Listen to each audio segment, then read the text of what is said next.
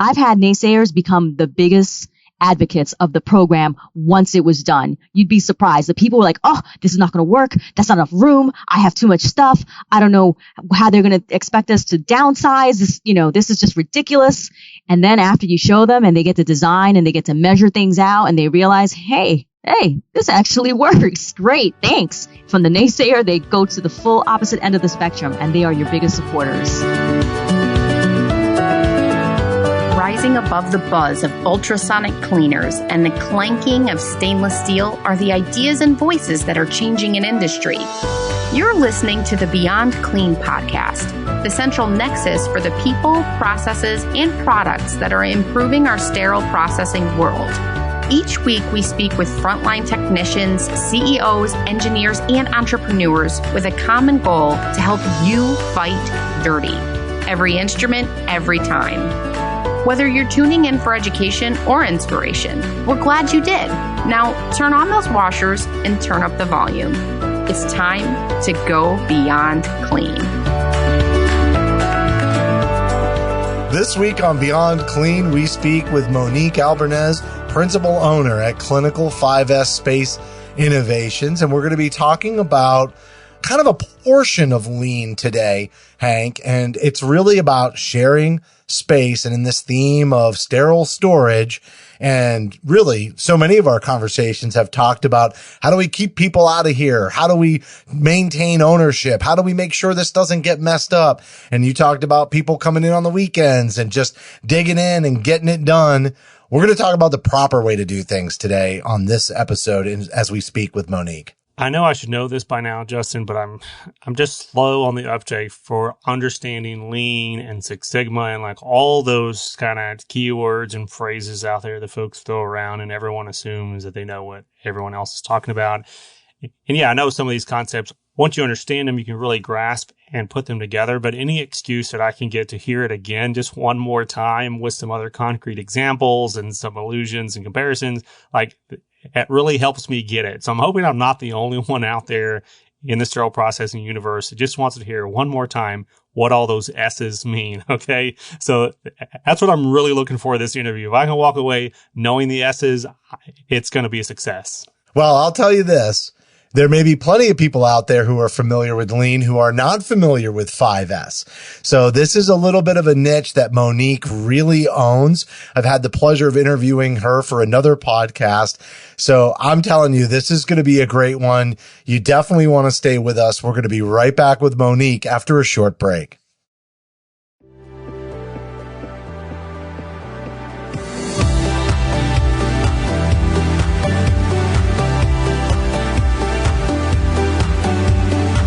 I'm Justin Poulin. And I'm Hank Balch. From 17 Studios, you're listening to Beyond Clean, the global voice of sterile processing.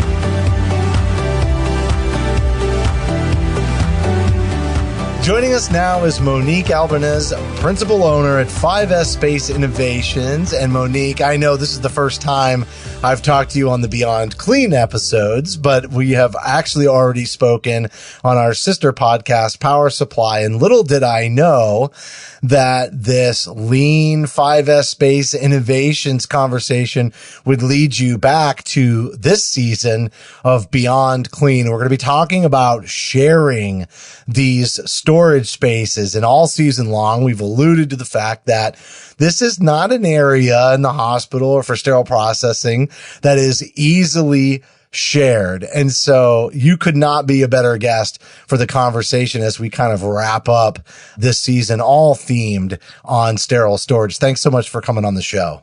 Well, thank you for having me. I'm definitely looking forward to exploring a very controversial subject. Well, we'll definitely have some fun doing it. I promise you that. And I thought maybe you could just give an introduction to yourself and this concept of 5S.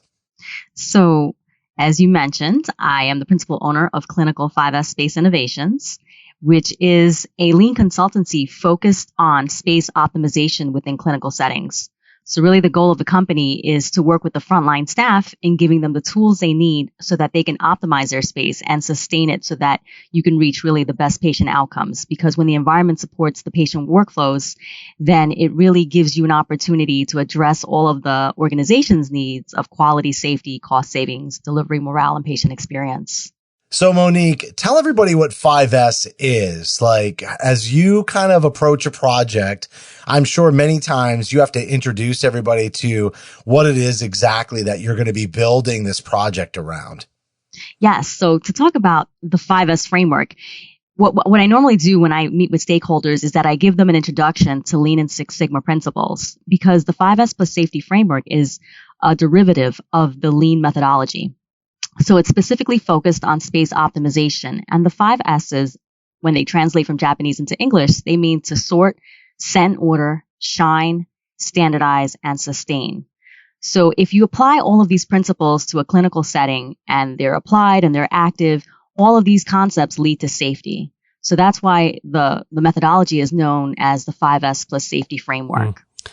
I know that you just listed off the 5 S's, but I'm going to add 2 more S's, and that's shared spaces for this interview yes. today. So can you define what you mean when you say shared space in the context of storage in a hospital setting? So what people don't realize is that every space in a hospital setting is shared. It gives the perception that it's not 100% shared because there are people who have responsibility for a space that you don't see in the space every day. So the perception is that the people that occupy the space the most are the owners of the space, and they have the most accountability and responsibility. And to some extent, that's true. But then to another extent, not really, because real estate in a healthcare environment is always so precious. And so people become possessive over that space, and they're not willing to share, because one of the biggest issues, especially in the metro New York area with space in healthcare, is that there's not enough. There's never enough space for storage. There's never enough space for the equipment, the supplies. So you have people fighting over the same resources. And so technically, from the organization's perspective, it's all shared. So you guys have to learn how to work together so that you can support the workflows together. I mean, it's a collaborative effort. And that's not how clinicians feel sometimes with the way they interact with a space and with additional clinicians or ancillary support staff. Yeah, as you kind of alluded to, that's not just a New York problem. That's just a healthcare problem in general. And you kind of went over one of the unique challenges, which is that owned assumption, I think as department leaders especially, because when it comes to real estate, we can kind of draw a line around our department, what we call it. Yes. And we can see the budgetary impact of the supplies that are coming out of our budget that are going into these different spaces. But to your point, if you draw the line high enough up the chain, it's all one big bucket of dollars. It's all one big budget. It's all one hospital that belongs to everyone, right? So, in addition to that kind of misconception, what are some of the other unique challenges that come into play in this topic of shared storage or shared spaces? Well, I think one of the bigger challenge that comes into play is when you have, let's say your department lives in a certain area, but you have additional storage areas inside of the clinical units on different floors. The further away that those areas get from your department's point of use, the more other people feel as though it kind of doesn't really belong to you because it's on their unit. So even though it might have been allocated to, to Central Sterile, let's give an example. You have your main hub downstairs, and now you have ancillary support storage areas on each of those clinical floors, maybe perioperative services. But because the perioperative services units or the clinical units belong more to the nursing staff and the clinicians that do the work, they tend, when they don't have enough space for what they need, they start to do what I call space creep. They'll start to go into other areas. They'll see what's there, and they'll give an assessment of, wow, why do they need that much space? What are they doing? This is just a temporary holding area. We could use some of that space when we're here every day. So these kinds of perceptions come into play, which unfortunately doesn't really support a collaborative environment of care. So I'm assuming the answer is not to put more people in those spaces to kind of guard the space, right? Because the example you gave is if it's farther away from you and so you're not as present in the space as a user, and there's that assumption that comes into play, but you can't afford necessarily to put more staffing up there to guard the space and to kind of plant your flag. No, because that's not going to help you. That's absolutely not going to help you. What does help you is when you're able to work with the people together to design the space and have everyone understand what is the purpose of me storing stuff here? How does it support you? Why does it need to be here? And why does it need to be so much? So when you use the 5S plus safety framework to teach the staffing about the Lean and Six Sigma principles, and then you show them the 5S plus safety framework, which is a space optimization principle, and everyone has a stake in the land. That's what facilitates the collaborative environment. And then people start to realize, oh, I guess we all kind of need this space together, because if you can't put your stuff there, then how am I going to get my stuff fast and efficiently when I need it? It's a culture change. The 5S plus safety program, the way I run it, it deals not just with the technical side of change, but it deals with the people side of change. And if you read up on research, culture has a big input into how things are managed, how flow works within, different departments. So it's both. It's storage, but it's tied into culture. And if the culture is of people being possessive, it kind of breaks down that wall of this is mine and you can be over here. And if you need something in my space, ask me and I'll bring it to you, because it kind of just feels like an intrusion versus it's everyone's area and we all work together and we all need to help and support each other. I love that allusion to culture. Like we talk about culture all the time on Beyond Clean and the impact that it has on our processes and on the ultimate quality of our services to our partners in the operating room and the ER, et cetera. So totally tracking with you there.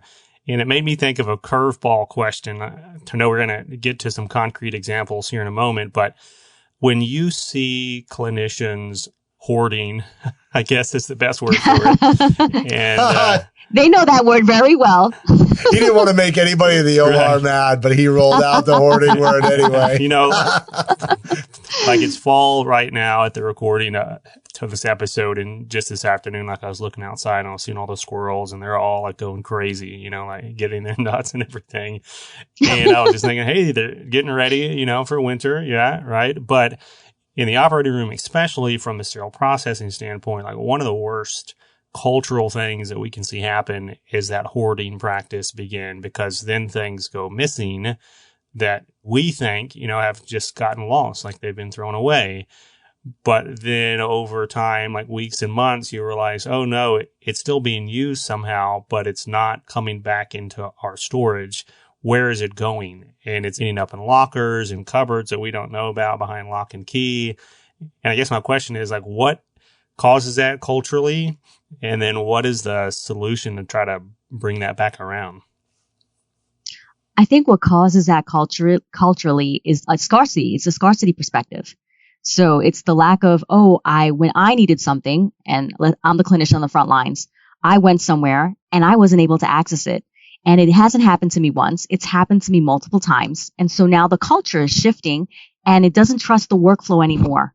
And when it doesn't trust the workflow, that's when people start to do their own workarounds. And one of those workarounds, like you said, is finding cabinets or cubbies or rooms where people are not fully aware that there's an area for storage, and people start to hoard. And unfortunately, you will find those products eventually. They'll be used on patients, or worst case scenario, they'll expire, and then they'll just be thrown in the garbage. So the materials, the inputs, because the materials are the inputs that drive the environment of care, it's driven by culture. So the 5S plus safety program allows you to address the culture. So it allows you to let the team understand, we understand there's scarcity. We understand there's not enough space, but what can we do collaboratively to make this work for everyone? I want to go down maybe, or give you an opportunity to talk about some examples and some experiences that you've had, because I think sometimes when we try to talk about these things, it can be really abstract. And then when we talk about what actually you went through, it really paints the picture for everybody. And I also want to kind of approach it maybe by asking you, certain priorities for the project or a focus on a project. So we've been talking a lot about culture, and I want to start there. Like, sometimes your project probably isn't so structural or physical. It really is, as you mentioned, dealing with the human. And so since that's kind of on topic, I want to start there and say, can you give us an example of a project that you did that was almost primarily cultural in the way that it was able to reform this shared space and storage? So a lot of the 5S plus safety programs I implement are usually for perioperative services, clean cores, or inpatient units on the nursing floors. So let's talk about a regular nursing unit. When they go into their supply room, you have different products, and all of those products aren't necessarily managed by one area. And normally the area that replenishes those products is either supply chain or some form of materials management. But you have other people that supply products into that space. And one of the biggest debates I've always come across culturally is the debate between the nursing staff and the respiratory staff, because they manage a certain percentage of specialty supplies on their own. And the collaboration isn't always there. And then on top of respiratory within the nursing, supply areas, you have other people who might manage wound care, and they'll bring their set of supplies. So people don't understand who are the stakeholders managing the different products. What they see is that they're on the unit all the time, and they see respiratory. I'm like, why do they need that much? And part of the reason why sometimes the respiratory staff or the wound ostomy care, skin care products need that much space is because they don't have a centralized area for their own products.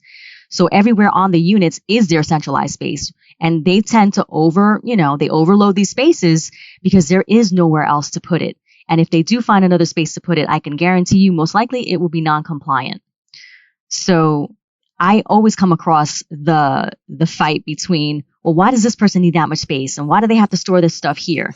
At the end of the day, it happens. It sounds like vendor trays. Yeah. I mean, everything you're describing sounds like vendor trays. And it makes me think about, also surgeon preference items, or sometimes sterile processing departments are like you said, supply chain is kind of picking the single use or consumables for the case cart, but sterile processing is picking the trays. And that's kind of very similar. Like, why do they need so much space, or why do they have to do that way? It would work so much better for us if we did X. And so how do you tackle that conflict? Like, how do you get them to kind of come together?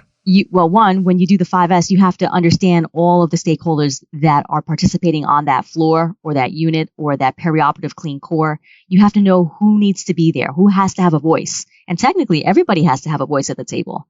So you have to bring everyone together, and then you address what is the issue, because it's usually not people, against people, or, the process against someone else's process. You have competing priorities sometimes, but it's not like that all the time, because all those inputs are needed to deliver the patient care. So you have to address in the room, what are the issues? What is it about supplies and equipment storage that bothers you? And half the time it's, we don't have enough space, or we don't know who does what. So it's always some combination of scarcity, workflow, a breakdown in the workflow. And once you address that and you show them a framework that can actually meet both the scarcity and the physical space and make it together so that people can get what they need when they need it, that's what helps, break down those barriers of cultural hoarding and anything else, bad opinions or ill will toward another department that they feel doesn't really need as much as they need. And seeing this happen outside of that framework of the 5S framework, obviously there's a lot of different approaches to trying to fix this problem, right? And there's a lot of ways to do it that just doesn't work. And I'm assuming from hearing you talk about that collaborative insight and gathering the stakeholders together, it's probably not a good idea just see a problem in a shared space and then take it upon yourself as one owner in the space to then fix it, because you have this perception of, I know what's wrong and I know the way to fix it that will help me and my team. So on Saturday, I'm going to come in when everyone is off and I'm going to fix this room. And then everyone's going to be happy on Monday morning because it's going to be fixed. That's not a good solution is what I'm hearing you say. No, it's not. But that happens so often. And then people wonder, oh, why did this room was so organized a week ago and now it looks like somebody threw a bomb in there and everything's blown up. It's because people are not going to sustain a space that they didn't have a shared voice in organizing at the table. So if you don't get those stakeholders on the front end to come together and agree, whatever you design or whoever designs it individually, it will be short-lived. Because sustainment takes the whole village, because everyone's, in that space, accessing it all the time, whether they're grabbing instruments, supplies, equipment. And in order for them to buy in, you need to give them the tools so that they can feel comfortable buying in, that we can collaboratively share this space and it's going to support everyone in the way they need. I definitely want to get to that sustaining part, right, before we close out here. But before we go down that track, I'm really curious the impact that memory has in that collaborative approach, to getting the stakeholders in there, because I know any experience for any length of time, like once you start crossing like a year, 2 years, 5 years, 10 years in the same space, you can almost walk in the room with your eyes closed and know where these things are supposed to be, for some of these clinicians. And then coming into any change, even if it's change for the better, can be really problematic or maybe like challenging. I don't know, like a good word, like disorienting. It's painful. Yes. Change is painful. Even when the staff design the rooms and the space to better support them, it takes time because now your muscle has to flex. You have to learn new sections and categories of where things needed to be. And even though it's great and it's optimized, it takes time to get acclimated and it's painful and people complain. But after a while, when they see that it's sustaining, there are tools in the room to help you understand who's accountable for the compliance, for the replenishment, for the maintenance, and everybody has their role and they're chipping in, it becomes easier. But any change, whether it's a good one, a bad one, or a neutral one, it's always going to be difficult in getting acclimated. I mentioned a mistake earlier from, trying to take it upon yourself to do a good deed and just, fix the storage by yourself one day. So that's definitely not a good idea. What are some other common mistakes or missteps that you have seen in trying to tackle this shared storage challenge? I think a couple of other missteps is not knowing who else has a voice at the table. And then just bringing together the majority of stakeholders and excluding one or two people, because that one or two people can literally derail everything that you've designed. And it could derail the sustainment and it could derail the morale that gets improved because someone felt excluded. And if they felt excluded and they're sharing that space and they're like, oh, well, that's lovely. I was, not invited. And then it kind of puts that wall up again and it breaks down that opportunity to be more collaborative and transparent and open. It almost feels like the person who was left out feels slighted. And in a way, whether it was direct or indirect, they kind of were, because you're asking them to work in a space, follow some protocols and some routines that everyone is fully aware of, but you're not understanding how you arrived to those decisions. How did you arrive to these tools? And so, I think one of the biggest things that can derail your collaborative environment of care is missing one or two stakeholders by accident. Can I ask a follow-up question to that? So let's say you miss them by accident, but we don't live in a perfect world. People aren't perfect. People get left out all the time. Yes. And, I feel like there's a place in here where tactfully you can ask for that forgiveness and re-engage them. What are some key steps to not having, there's an oversight. There's an honest oversight. How do you get this project back on track instead of the whole thing falling apart at that point?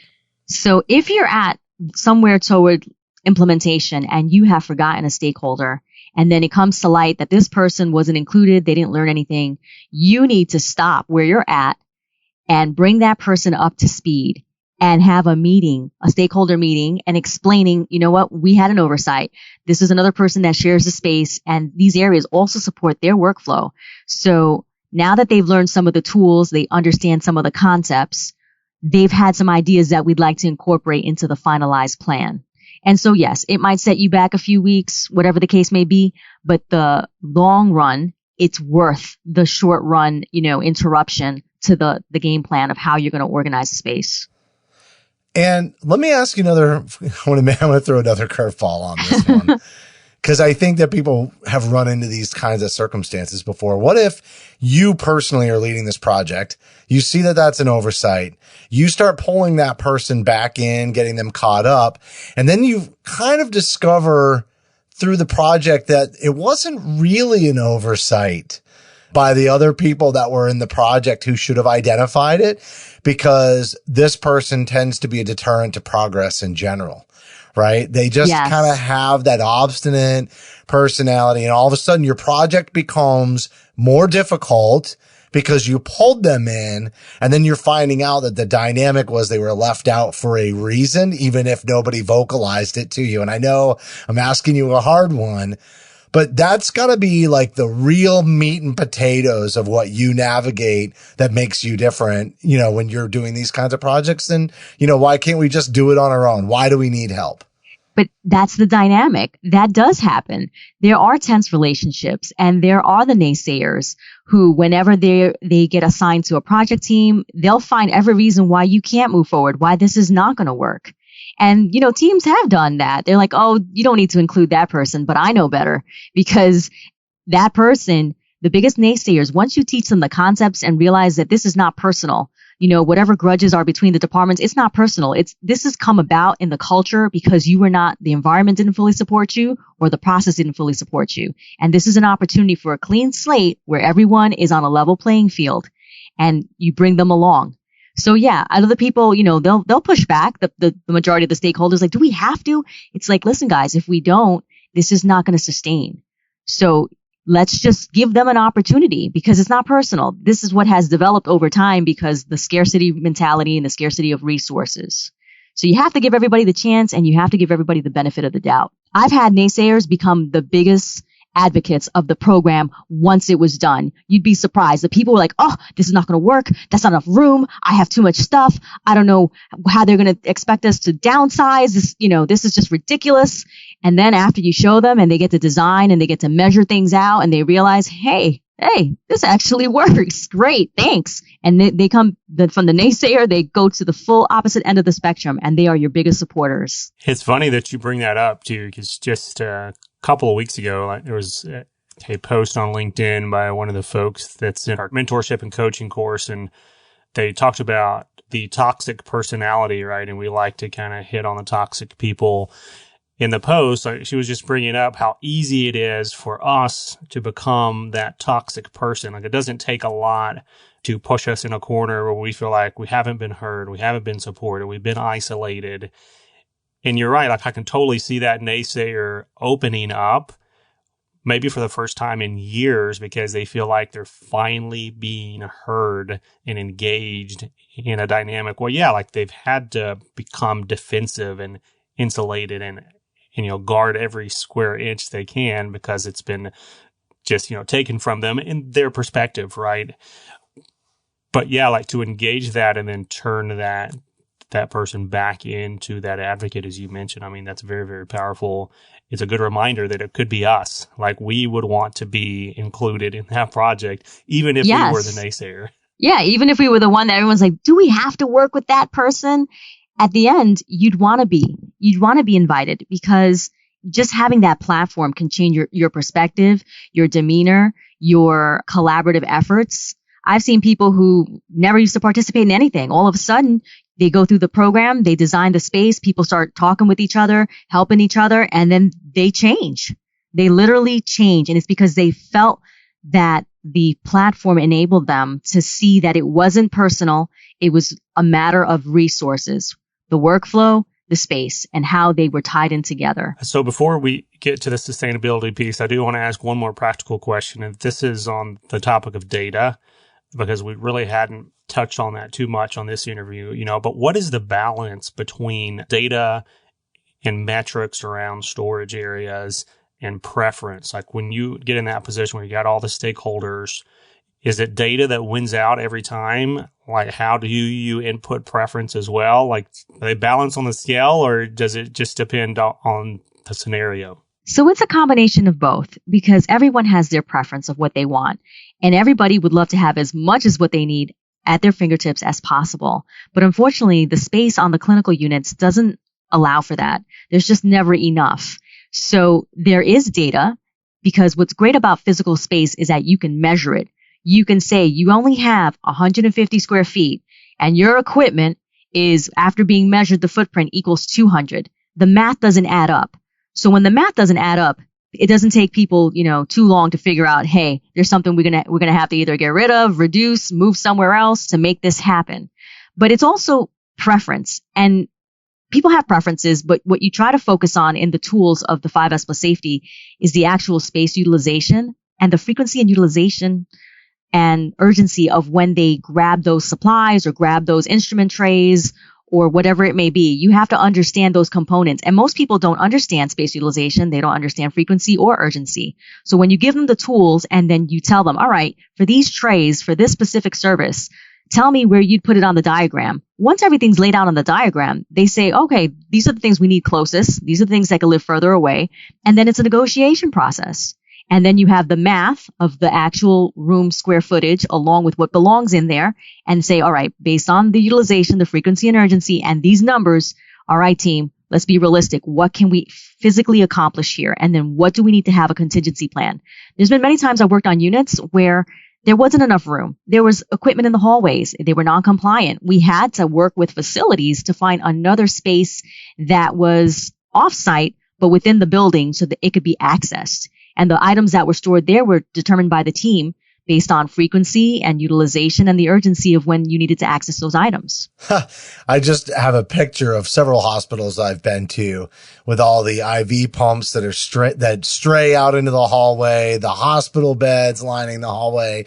And you just think, like, what happens when the fire alarm goes off? Like, everybody knows it's a code issue, and yet there's nothing they can do about it because they have no place for it to go. It's so interesting. So, all right, we're going to get, as we wrap up, to this fifth S, the sustainability, which we've thrown that word out there several times. But really what we're talking about is we just put on all this effort to go through this project. We get all the pieces together, and it's not the one weekend warrior, right? We got the whole team involved. Everybody's invested. You know they want to maintain it.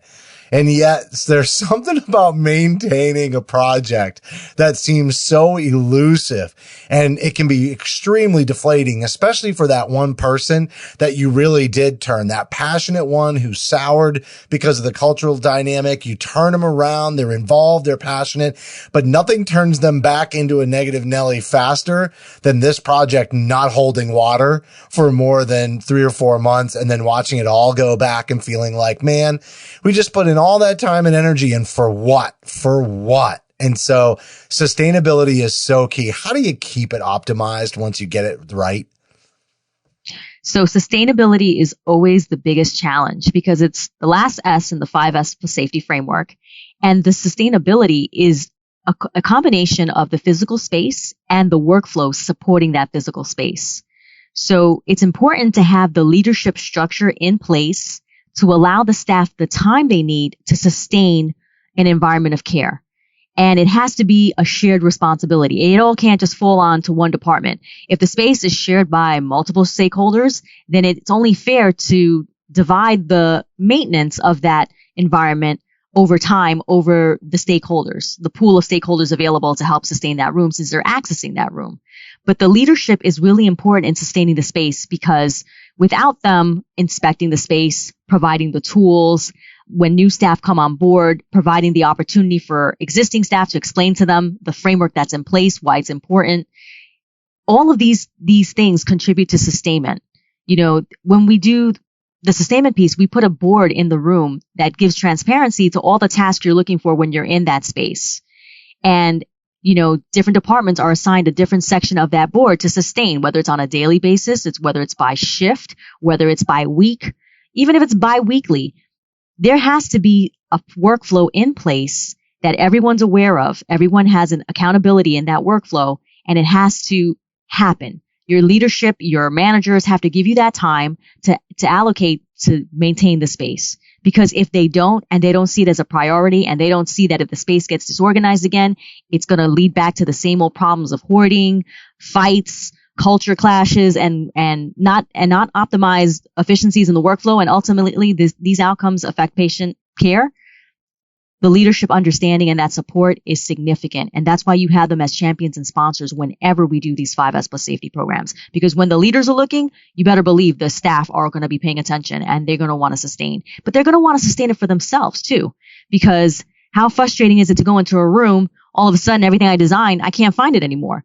That's even more aggravating, and that leads to more culture clash and fights and animosity. I'm really glad you used that word, environment of care, because it's obviously a buzzword. You hear everybody talking about it in hospitals. And a lot of times when you think about environment and care, you're thinking more along those HCAHPS scores, and you're thinking about the patient experience. You're not thinking about how maintaining an environment where you can all work together, to your point just now, actually leads to better care for the patient. But we're literally caring for the environment, and the patient may not come into that environment, but sharing it and maintaining it and sustaining it is a true environment of care. It's about being deliberate. It's about being thoughtful. It's about being considerate. And by caring for that space, in caring for the time and energy that people put in to make the work environment better, that is a true environment of care. It's beyond just this patient experience. I think it was really key what you just said there. And I can't tell you how much I've enjoyed our second interview. Hank's first, our second. You did a really phenomenal job. Once again, really glad you came on this episode of Beyond Clean with us. I always have fun when you guys invite me to talk about a subject that is so near and dear to my heart. Yeah, your passion shines through for sure.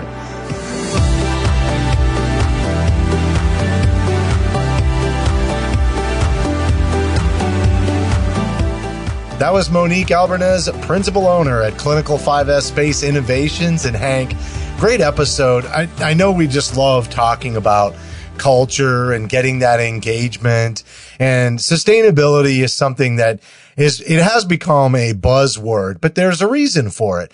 There's nothing more frustrating than putting in a ton of work into something that just doesn't last. And anybody, any one of us would be frustrated by that. And I really liked that part of the conversation, because I can tell you in sales, some of my best customers were my biggest detractors when we first met. As I developed that career, there were sometimes people who it just seems like I was never going to win them over. They were never going to like, what I was, offering for help or a solution. And then when they finally wound up working with me and I was able to prove myself, they wind up becoming your most loyal customers. And it happens in the department. Some of the people that give you the hardest time as a manager can end up becoming your most loyal employee and eventually grow into great positions. And I think that's really critical. If you want to change the culture and you want to make, a shared space, a solution that really works, you've got to pull everybody along. And she didn't back down on that, right? I threw her a couple of curveballs. I said, what about this person and this person? Then this happens. And we can all get kind of sucked into that negativity. And she went so methodical right after it. Nope, they got to come along. Project doesn't happen if we can't bring everybody along. I mean, Justin, you talking about naysayers, like you annoyed the crap out of me the first time I met you, and it took probably 3 months. No, I'm just kidding. But, I'm serious. It was love at first sight when Justin first messaged me through LinkedIn. If you want to see the story, go to beyondclean.net. But, back to this topic, my big takeaway, honestly, was the ownership. I really appreciated the fact that we were able to say, hey, I know sterile processing. You think you own this space. You think you own the supplies, but technically it's the hospital that owns everything. It's not yours versus the ORs. It's not materials management. It's not who stocks it. It's not who's in the room most often. It's everybody's.